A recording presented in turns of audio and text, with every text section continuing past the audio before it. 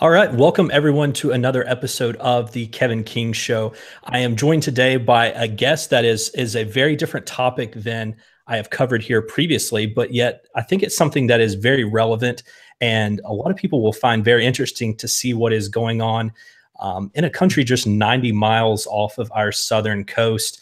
With me today, I have Ibis Valdez, who is a young voices advocate and has a background in international law and human rights. And she also works with an organization in South Florida called Engage Miami, which tries to get young people involved in the political process. So thanks for joining me today. Thank you for inviting me. Did I get the name right? Yeah, you did.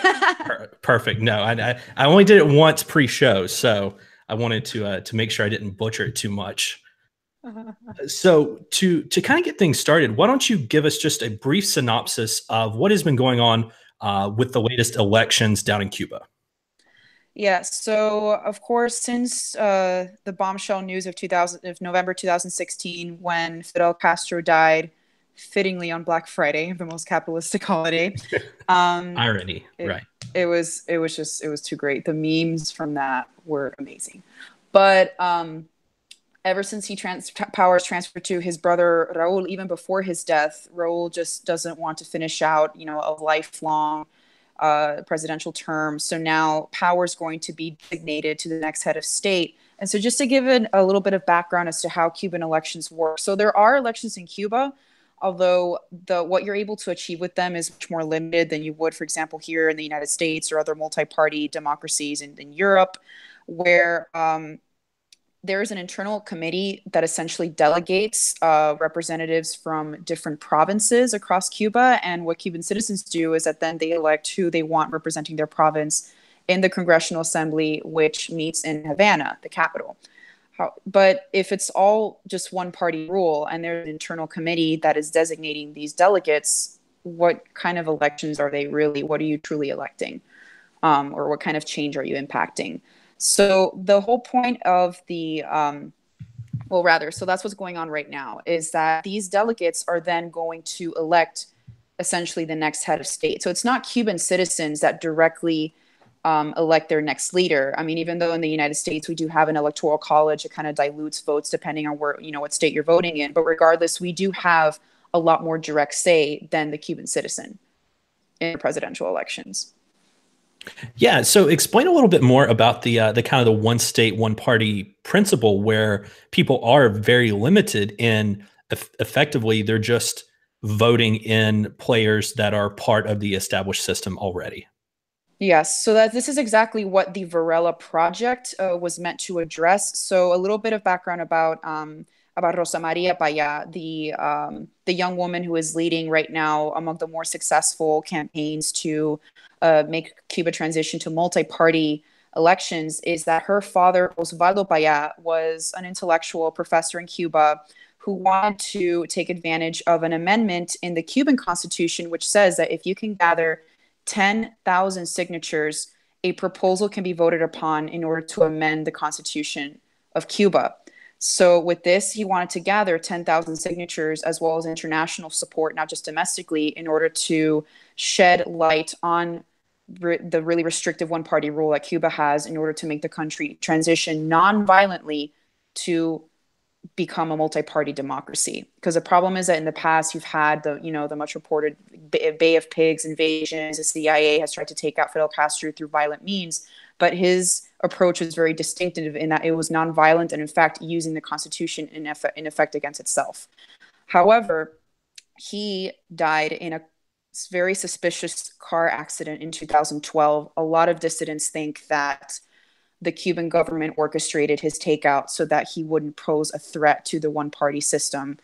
And so his daughter, understandably, who was very distraught, decided to channel that rage into a very productive means. And in fact, she's continuing her father's work. And that's how she devised the Cuba Decide campaign, which calls for a binding plebiscite, a referendum, so that the Cuban government can recognize its dire need to transition to multi-party elections and thus a true representative democracy. Well, as I was reading the content that you sent me to get up to speed on this subject, and you wrote a fantastic article that is on Glenn Beck's website that I will post a link for in the show notes for everyone else to check out, talking about Rosa Maria Paya and the work that she is doing. And one of the interesting things that I think that is completely ignored by the media, and I think a lot of people don't know about, is ever since you had the embargo lifted and President Obama and the State Department sort of championing, things are different in Cuba. Things are great now. We need to travel there and do all those things. That's Mm-hmm. not really the case, is it? No, Cuba's certainly not great. I mean, I have personally very mixed feelings about Obama's approach to Cuba. I feel that he kind of, in some aspects, jumped the gun a little too soon, assuming that Cuba was in such a place internally, politically, to be able to normalize relations with the States. Because the problem is that there's still a lot of aggression between both countries. So, for instance, something that I wrote about in my article is that there was a boat, a North Korean boat, intercepted near Panama that had weapons on it, and those weapons were never really identified for what purpose they were.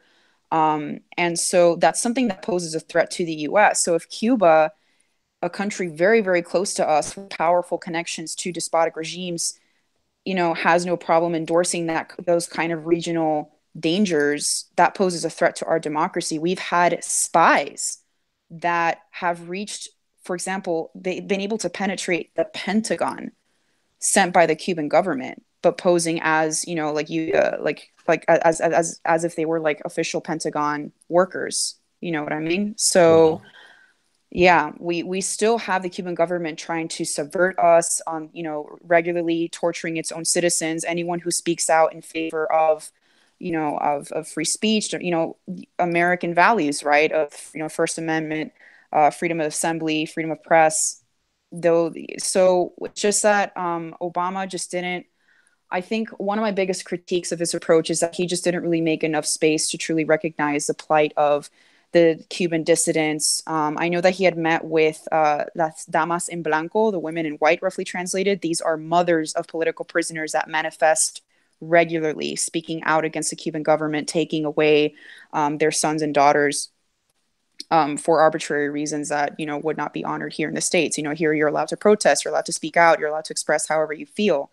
But unfortunately, those are liberties that we take for granted here that are not even allowed there, and much less with very limited internet and ways to disseminate what you think. Yeah, and you make that connection to North Korea supporting this, and you said China as well. I was reading Mm-hmm. in part of what you sent, and I think it's very interesting when you pair that to what we saw on the Olympic stage during the Winter Olympics, with everyone championing North Korea, while simultaneously a lot of very, they're very bad with any sort of civil rights, and Mm-hmm. there's a whole lot of false front going on. And I got the sense that this is kind of what we're seeing in Cuba. There is not a real empowerment of the people. You have a regime that is really controlling the narrative. And so what do you think that we are missing when we see North Korea paraded through the Olympics, or the conversation around Cuba, or even China, as they are getting more and more in talks of being on the national stage, mostly economically, but Mm-hmm. in other factors as far as a global superpower? I mean, I think this also really reflects a big failure on behalf of the international communities, particularly international entities like the UN, like UNESCO. They regularly invite despotic regimes to sit on committees like the Human Rights Council. Were you aware that Cuba is on the Human Rights Council in the UN?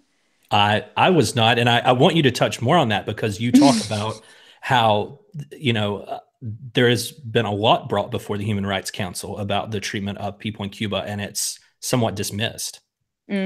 So it's just really you have to question what is the standard of fact? What are the metrics that international entities like the UN use to judge, countries and governments like that of Cuba, to be able to have the credibility to sit on a committee like the Human Rights Council, when they can't even represent from their own example, a true representative democracy, a free society, a thriving economy, when none of that exists on the island. They're just always kind of jumping from either, if it's not Venezuela, it's North Korea, if it's North Korea, possibly China, in order to sustain an unsustainable system.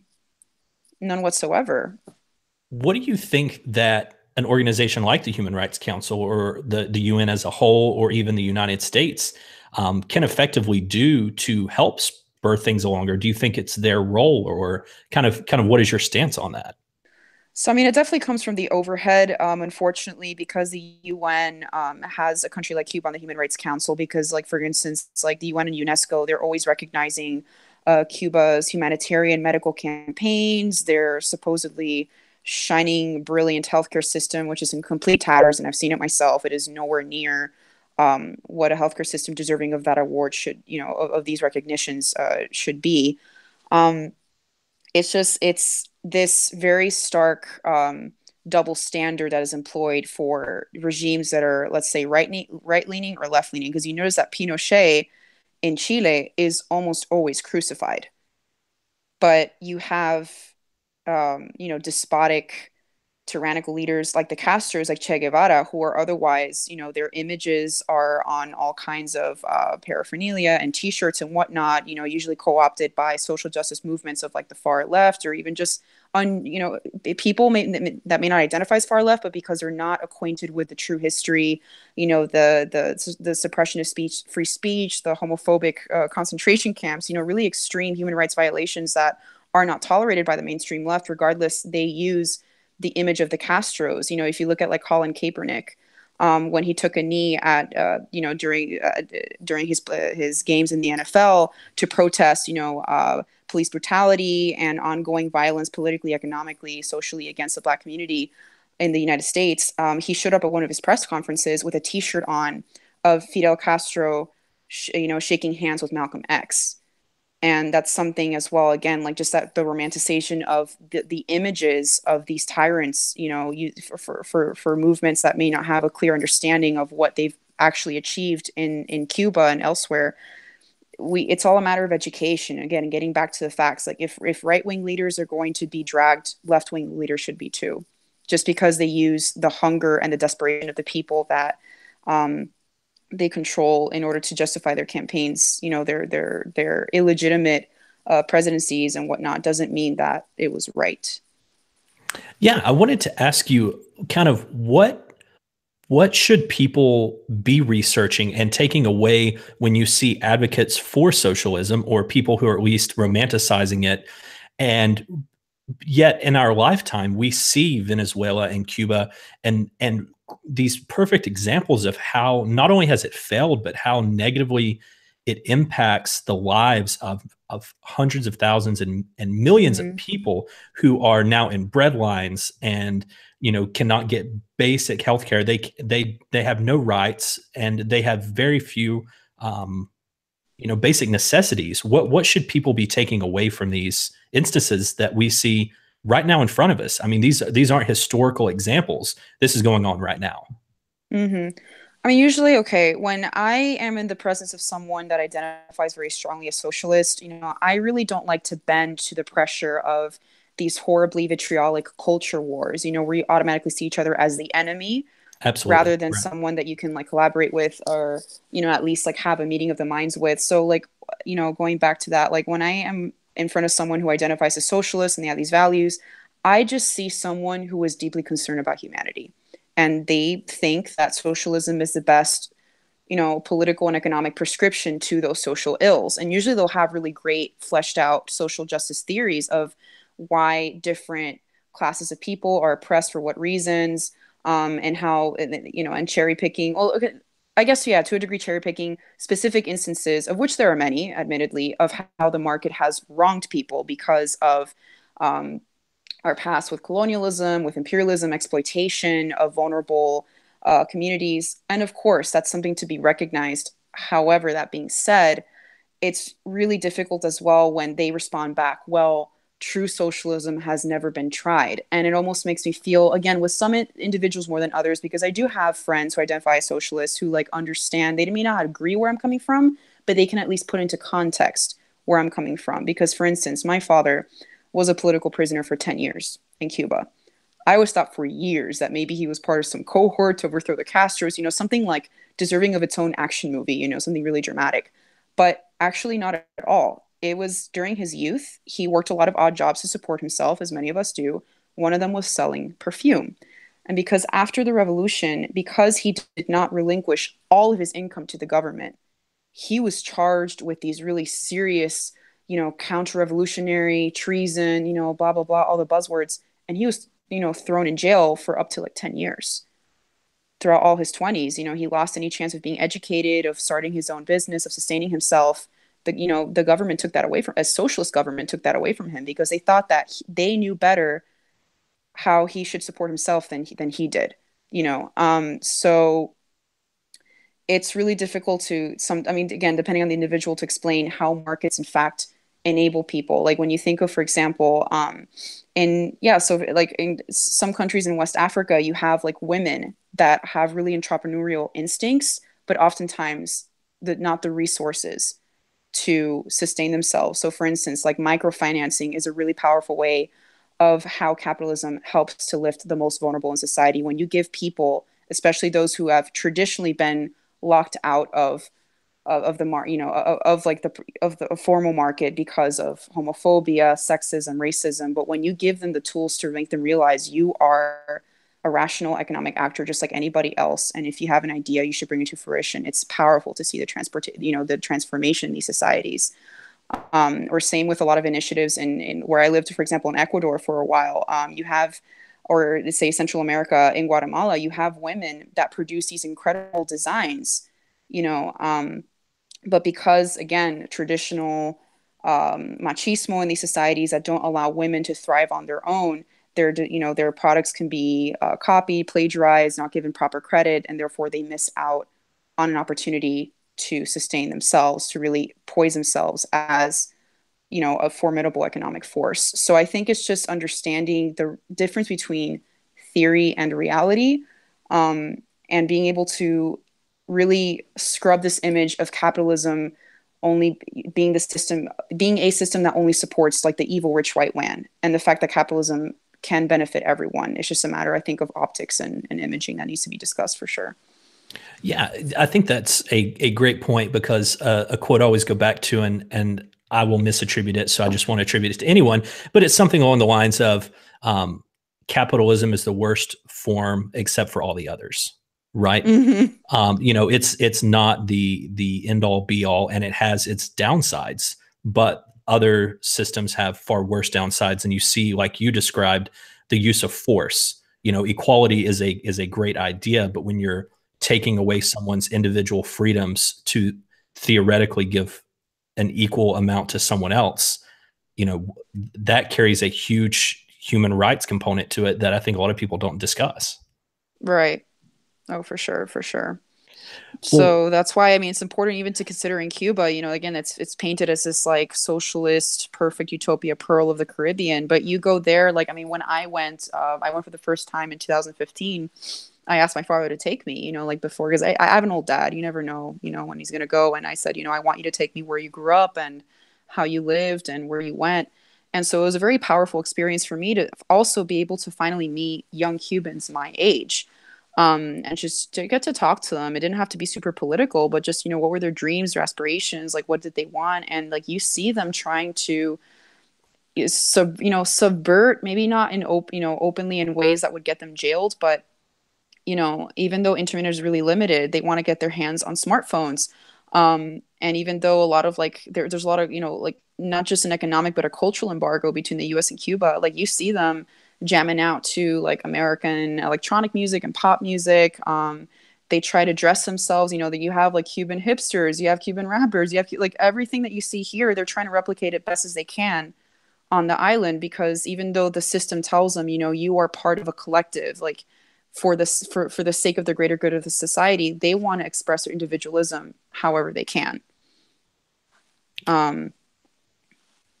yeah, no, I mean, this has been a very eye-opening experience, kind of how I opened with the stuff that you have shown me just in the article you wrote and the other links that you sent.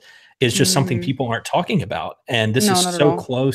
so close to home. I mean, we go back 20 years. I remember, I guess maybe it's 25 now. I'm starting to get old, I think. But Elian Gonzalez, on the television, and Oh Lord. the fact that we're so close to a country that has so much to offer, and is could be such a great such a great cultural resource for United States, right?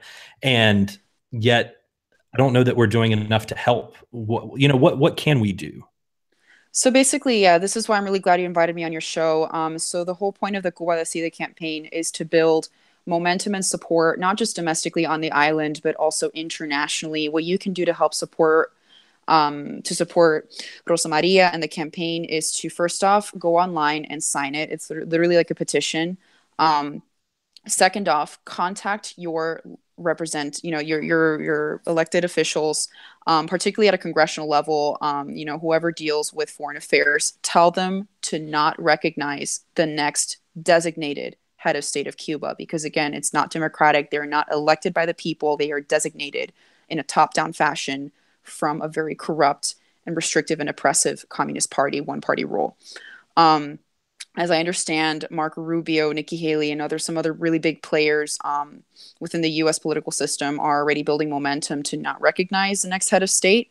Um, so it's important, but it's important that even if it's not like, say like a Cuban American official or something, because of course, like all of the ones in Florida are really plugged into the issue. But even if you're from, again, like a different state that you think may not have anything to do, all the support that we can get is crucial to not only raising awareness, but also helping Rosa Maria accomplish, help avenge her father's death and accomplish the task of finally bringing justice and freedom politically and economically to the Cuban people, and especially the Cuban youth. Because, for instance, just to talk in terms that are relevant to us, did you know that in Cuba, LGBT Cubans cannot organize independently based on their different needs? There's just one woman, one of Fidel Castro's daughters, Mariela Castro, who is in charge of organizing an entire diverse community's needs. They don't have freedom of assembly. They can't, break off into, okay, this is a group for trans, this is the group for lesbians, this is the group for gay men, for like they don't have that freedom. They have to all respond by one woman. And of course, like one person cannot define all of the LGBT community's needs. For instance, if you want to see Cuba have a female head of state, sign this petition and support Guadalajara, because up till, because during my master's, I did a research internship with the U.S. State Department. They wanted to conduct an economic baseline study of the Cuban economy. And of the entire group of, there was like 17 of us, I was the only one to recommend, can we do an economic study from a gender perspective? I want to see how Cuban men, women, LGBT people, Afro-Cubans, how do they fare in the Cuban economy? And it turns out that, spoiler alert, communism does not solve gender inequality. Women have representation up until a point. They're given important ceremonial positions, but the Communist Party of Cuba, for all intents and purposes, is still an old boys club. It's a frat. It's very macho. So there's just and also, I mean, Cuba also has a really bad problem in terms of uplifting its Afro-Cuban population. In the beginning, I mean, even Che was very open about his racism. There are quotes, verified quotes about him openly disparaging the Afro-Cubans, saying that they were less than human, they're brutes, they're this, they're that. So Afro-Cubans have typically had a very difficult time establishing themselves on the island. When, for instance, like years ago, when you would go to a Cuban resort, they would only put the whiter Cubans in the client facing work, whereas Afro-Cubans were the ones doing a lot of the behind the scenes work. They were usually cleaning the rooms and whatnot, whereas like at the reception you'd see like the white Cuban, for instance. So this really means so much to different kinds of Cubans that need the proper like representation, so political power, economic power, to finally break free of this one party system that just does nothing and represses everybody. Well, I just want to thank you so much for coming on it and telling everyone about this. And I definitely want to put links in the show notes to the articles that you've written, as well as any other information you can pass my way, a For link to the sure. petition. And please, if you will, I mean, any other information articles that you publish anywhere else, we would love to have up on the Tavern Voices website as well, to just get as many eyes as possible on the situation, because I think it is absolutely critically important. I think, especially given the modern conversations that people our age have about the idealistic versions of socialism. And I think we need to Hmm. be aware of people who are having to endure it right now. Exactly, for sure. So please follow me on Twitter at Valdez Ibis, if you can put that as well afterwards. So I would love to have conversations with listeners if they have any more specific questions. That's where I'm super active.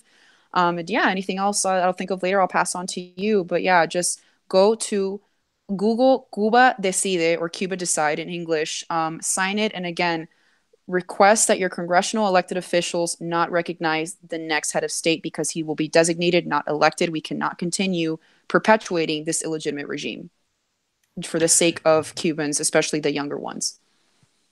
Perfect. Thank you so much for your time, and we'll have to do this again and get an update on how things are going down the road. But once again, thank you for your time, and hopefully we'll hear more from you soon. Yeah, thank you for having me on. Thanks so much. Thanks. Muchas gracias.